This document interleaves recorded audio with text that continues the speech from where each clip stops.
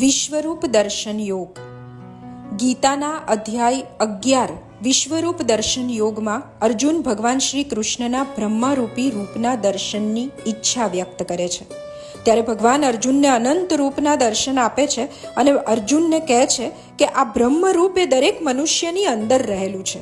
હું તો સર્વત્ર છું, તો તારે બસ તારી અંદર રહેલા પરમાત્માના રૂપને ખાલી જોવાનું જ છે, એને સમજવાનું જ છે.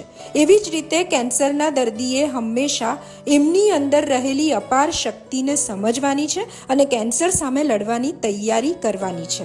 જો તમે મનથી મક્કમ થઈ જશો તો તમને કોઈ હરાવી નહીં શકે. મારી પાસે આવતા દર્દીઓ હિંમત ભેગી કરવા માટે ક્યારેક બીજી વ્યક્તિ પર આશ્રિત રહેતા હોય છે.